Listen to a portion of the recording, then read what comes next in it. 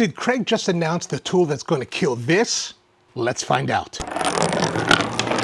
Hey everyone, welcome back to the Woodshop. Jay here, and if you've been paying attention, on May 19th, Kreg announced their new Edge jointer, which is a loose mortar and tenon jointer that is supposed to replace the Festool DF 500 Domino. Now, if you're someone that has been living under a rock, this basically has been the greatest woodworking tool for the last 20 years. People either love it or they utterly hate it. If you watch a lot of YouTubers' videos, whether they're super fancy or super famous or whatever they are, you'll always hear them complaining about people who complain about them using the Domino in their videos. Because it's very expensive and people have this penchant of thinking like, oh, it's really expensive, so therefore I can't afford it, or it's overpriced, or all kinds of things. And so finally, in 2026, I think this summer, the first of the Domino patents are about to expire, so all the protection from patents that Festool has enjoyed for the past 20 years is over. And Kreg is the first one to announce their new Domino tool. If you look at the video, you're gonna notice that it looks very much like the Domino. It's got the rotating dial here to control the width of the mortise. It has the depth of the mortise itself. It's pretty much a clone of the DF 500 without the cord. It has their cordless blue ion battery system, but unlike the upcoming DFC 500, they've gone with a different type of handle that's actually a little bit more comfortable. I had the opportunity to check it out kind of under the table, and I gotta say, it's a pretty comfortable Domino, and there was a part of me for about a week that was thinking, I need to switch, I need to get a new one. That's kind of subsided. Does one really need to replace this when it works perfectly well and you're based in the workshop? No, I don't think so. The idea of today's video is to look at the Kreg Edge, see what the comparisons are between that and the Domino, so that we can get a little bit of a better idea of whether or not it's going to be worth spending the money on. Now, just to be upfront, it's not going to come out until the fall of 2026, and the cost is supposed to be $500. They say $499.99, or is it $499.95? Whatever it is, it's $500. And that's if you get the battery. If you get the tool only, it's $450, $449.99. You save 50 bucks, you might as well buy it with the battery, get an extra battery, like that seems like a no-brainer. And while people complained about the $1,300 price of the Domino, if you look at the comments from the Kreg video, there's people complaining about the price as well. It's $800 less than the Festool Domino. What are you complaining about? Those of you who think $500 is too much for the Kreg, rest assured that when other manufacturers start to get involved, like Wen and Vivor, they're gonna come out with their versions of the Domino. They're gonna be lower than the Kreg. So you've got some time to get into the Domino craze. But let's go into just what is this Domino and why you should consider using it. So the Domino does what's called loose tenon joinery. The machine will create these mortises. There are basically these holes right here, and then you use these things called dominoes. And it's really difficult to get out because the way that the Domino cuts the mortise is that it's very tight. And as you can see, this is gonna be something that's gonna come up in a few moments. But so it cuts it, right? It uses a bit and it oscillates. It's a spinning bit that, oscillates this way to create the width of the mortise. And you can actually set it to cut wider mortises depending on your need. But when it's really, while it may get wider this way, it doesn't get wider in the thickness. So it's always tight. Like these are always tight to go in. And when the width is really narrow, it becomes much more difficult to get out. But you can get them out if you just work at it a little bit. There we go. This is the 10mm Domino. So what that means is 10 millimeters in height, and they go all the way down from 10 to 8 to 6 to 5 and 4, depending on the need that you have for your project. Since this is actually a base for a workbench stand, I want something that's going to be pretty robust. And these mortise and tenons also will add strength to your joint, unlike a biscuit that's not going to add that much strength, or a dowel, which doesn't add that much strength either. Now, the Kreg system is also based off of the same sizes of these Festool dominoes, so 6, 8, 10. But where the dominoes that Kreg has differs is the actual texture. If you look here, there is a texture to the face on both sides of the domino. This texture is important because what it does, it helps to add grip and a little bit of place for the glue to like well inside, so that when it's inside its mortise, that has better adhesion, greater surface area for greater adhesion. And it's really important that this is tight on the thickness so that the mortise, or so that the joint is really well secured. In the video, they show the Kreg Domino tenon. Instead of having this pattern, it actually has ribs, very similar to this dowel. And dowels are pretty good, like they have a good amount of strength, but the difference between the Domino and the dowel, of course, is that it's got much wider, surface area, just greater surface area overall. And this is one of the largest. This is a 3/8 dowel that you can buy pretty much anywhere. But the point is that the ribbing of the tenon from Kreg has this ribbing instead of this texture, which I think, because it's running, lengthwise, I think it's going to have a little bit less adhesion within the mortise than the Festool Domino. But of course, that remains to be seen. But that is something to consider. If you enjoyed this video, consider subscribing. And then if you enjoy the video as well and you enjoy what we're doing on this channel, please consider buying coffee from SpurrowCoffee.com. It's what I do for a living. And if you buy coffee, you get great coffee for yourself to drink at home. And you help support the channel because I make a living doing my regular job and I don't have to look for sponsors or anything on this channel. So consider that, and let's continue. But what's important is to see how the Kreg Edge is going to work in the field. So let's have a look at that part of the video. Okay, that's interesting. I'm not sure what he's doing at this point. He's putting some kind of tool into the base of the Kreg Edge, where it looks like on the Festool Domino here, there are these flaps, and the new one has these pins. But these flaps are for registration, meaning that when you're putting your workpiece onto it, you can use these to register and center the bit at 37 millimeters from here. So it's very precise, 37 millimeters from this edge of this flap to the center of the bit, and conversely that way as well. And also with the fence, you can see that it's actually 10 millimeters, which is marked by this lip here, 10 millimeters from the base to the center of the bit. So these are some measurements you learn while you're using the Festool Domino. But I'm looking at this still, and I don't really know what he's doing. It looks like they have some kind of stop, but you have to use this tool to push it out. I'm not really sure. Okay, you can see there, whatever location pin, it is really closer, like there's a slot here that has the locating pin in it. And maybe what you have to do in order for you to change the orientation of the pin, you have to use this tool, push the tool in, pop the reference pin out, flip it over, put it back, and something like that. It seems that's what it's doing. One thing that you notice, they're doing the drilling without any kind of dust collection. You can see that the dust is falling down below the plate here. On the Kreg, they actually have slots here to let the dust fall out. Festool Domino, you absolutely need to use dust collection at all times. Otherwise, the chips will stay inside the channel here and muck up how it's working. I mean, everything they're showing in this video really encapsulates what the Domino has, been able to do for the last 20 years. So it looks very promising as far as a more affordable Domino-style joining tool. I'll leave the link down below. It's about 17 minutes to watch. It's worthwhile to watch and just to get a better feel for it, especially if you haven't really worked with a Domino before. Now we're going to look at the part of the video where I think his name is Joe, is demonstrating how to use the edge. I'm going to demonstrate with something that a lot of us have probably done in our shops, and that is a panel glue up. Panel glue up's totally normal. I'm going to adjust my fence down to 90 degrees. Just like with the Festool Domino, you pull this down, the fence will drop down to this 90-degree position. And it looks like the edge also has the locating pin, so you can do different angles as well in case, you have that need. I'll lock that down, and we need to set our height adjustment for the fence. The thickness of our stock is 1 inch.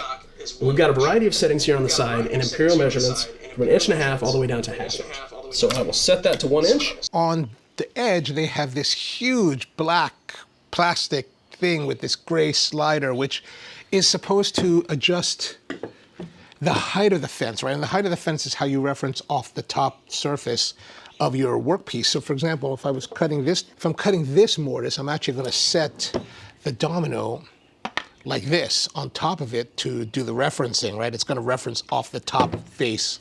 And as you can see, this is where the line that I put in for that reference point. On the Domino, you're unlocking this cam here, and now your fence can go up and down as needed but they have these stops that are built into it. And so Festool builds in these stops that people get very upset about, right? It's all in millimeters. You know, Americans have to do inches. They can't do metric. I don't really understand it. The next thing I want to set up is my plunge depth. We've got these marked in metric measurements to align with the tenon measurements that we have. Now that's something that's a little bit strange. It's like you decided that you want to do imperial measurements for, you know, the heights and all that, but you're still talking about the tenons in metric, which I don't understand. Like if you're talking a 6mm tenon, why not just call it a 1/4 inch? So the tenon we're going to use today is 40 millimeters long. We're going to set our depth to half that, to 20 millimeters. In this particular, this is a 10mm tenon.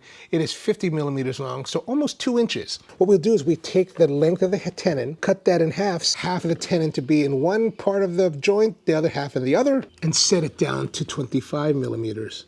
Now, of course, the way the Kreg does it is a little bit different, but essentially it all works the same, because if we really look at the Kreg Edge, it's pretty much this in blue. The last thing I'll set up is the mortise width adjustment. I'm going to select the middle option, which gives me a slightly oversized mortise so that I have a little more wiggle room for alignment. So similarly on the Festool Domino, the width, which controls the oscillation width of the bit, and here we've got tight, medium, and then wide. I tend not to choose medium. I want the tenons to be in tight so that they register really well. What I'm looking for with the Festool Domino is greater precision. But let's say I'm doing a panel glue up with, let's say, 4 mortises in it across the board. I'll do the first set together at tight mortise and tenons. One side I'll do all tight, and then the other side I'll have one of them still remain tight, but the other 3 will be on the medium or wide setting. That way, when I come to put the pieces together, I'll have a little bit more leeway as they join, right? Because you've got the tenons sticking out and you've got to join them all together. That just gives me a little bit of space to play with. But because I have the 2 at the end on tight mortise settings, it doesn't allow the whole board to slide. Okay, my first concern is the sound. Like, the way that it sounds terrible. For example, let's use the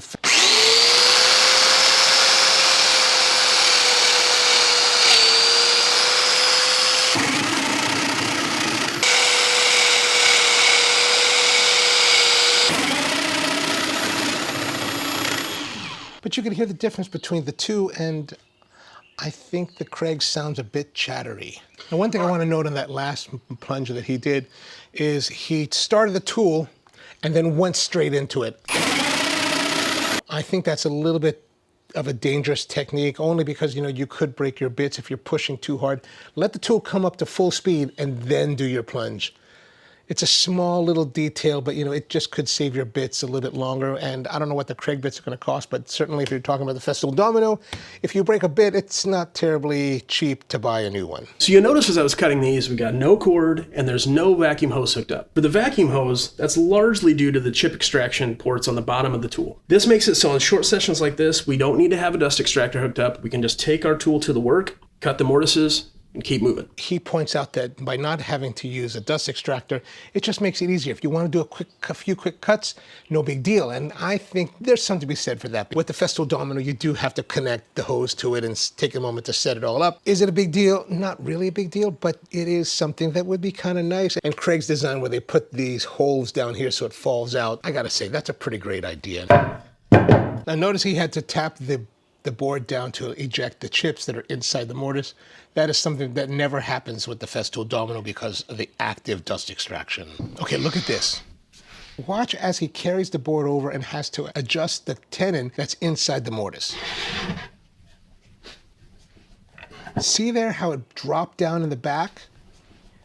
Remember early on when I talked about how tight these tenons are inside the Festool Domino mortise? That just never happens. Unless you've done some really kind of crazy operation, you'll never have that kind of looseness in the joint. Does that kind of looseness in a joint, like if you've ever heard about biscuits, if you put a biscuit too close to the surface, you can actually get indentation on the work surface over time in your finished workpiece, so you can see where the biscuits are. I'm wondering if there's too much of a space between the biscuits so it actually sucks it down, and if the Kreg tenon is going to be too loose in the mortise, so similar effect might occur. I'm not sure. This is total speculation, but just one of the things that I noticed was that loose tenon. I was like, why is it loose? Gives us a nice flush panel joint. I mean, that looks great. That's the Kreg Edge. Thanks, Joe. Appreciate the rundown on it. So I think if we look at the video, we can see that the Kreg Edge seems to be a fairly good representation of the Festool Domino. And at $500, it's $800 less. That's a really compelling argument. Now, why would you ever want to spend this amount of money when you can spend that amount of money? And presumably when other companies start to make cheaper versions of the Domino, why pay even that? And I think it all comes down to precision and usability. Where the Festool Domino really excels is the precision. Everything about it is very precise, very tight, very solid to use. And Kreg makes good products, right? Like I've got a couple Kreg products. I've got this impact driver from Kreg that I bought back in the fall, which has been an excellent performer. I'm very, very happy with it. It's also based on their blue ion battery system. Totally recommend it. And of course, I've also been using their pocket hole jig. I've got this R3 kit here that I've had for what, 10 years or so? Now, for $500, is it worth it over the Festool Domino? I think that's something you'll have to figure out for yourself. After watching the video, I don't think I would trade in the DF500 for the Kreg Edge, but I mean, I've already got it. I've been using this for quite a while now. It is an excellent, excellent machine. It's very high level. You spend a lot of money on it. You have to put dust extraction, which costs even more money. So there's a significant investment to get into a tool of this caliber. Now, how do you really consider the difference between the two? I tend to think of it like this. The Kreg Edge is to the Festool Domino is in the same way that the Kreg track saw is to the Festool TS55. They work, they'll do the job. I fully expect the Kreg Edge to do nice mortises for the tenons. I expect it to work really well and to be able to reference everything that you'd want to with the DF500. I mean, after all, this has been out for 20 years. The engineers have had plenty of time to buy these, play around with them, take them apart, make all the measurements, and then create their own. The nice thing about Kreg is that they're going to do it at a price point that's a little bit more friendly to the average user. $500 for some is going to be a lot, but it's a lot cheaper than this one. As the patent fully expires, we can expect to see a lot more of these domino-style joiners coming out from all of the brands. I'm expecting that Makita, Milwaukee, DeWalt will all come out with their own versions of the Domino, which means if they follow the track saw route, they'll be somewhere between the Kreg at $500 and below the Festool Domino at $1,300. So just like their track saws that are in the $500, $600, $700, $800 range, I would expect to see their Domino joiners in that range as well. Conversely, on the other side of it, below $500, we should expect to see Wen and Vevor with versions of their own in those price points. So there's a lot of Domino joining to come. How good they're going to be comparative to the Domino, probably just not as good, but this is going to probably be always the best one out there, the pinnacle, the aspirational, like they said in the video, jointer to have. If you really don't want to worry about quality and fit and finish and usability as well as the larger system, just get the Domino. There's no more thinking at this point. You just buy it, it works, it's tried and true, it's been in the field for 20 years. All Domino guys love it. And in 20 years since the Domino has come out, from all the users that I've talked to, there's been very few Dominoes that have problems. So mechanically, it's super sound. Let me know what you think. I'm interested to know, do you like the Kreg, or would you buy the Kreg, or are you waiting for other manufacturers to make their announcements? Thanks for tuning in, and see you next time.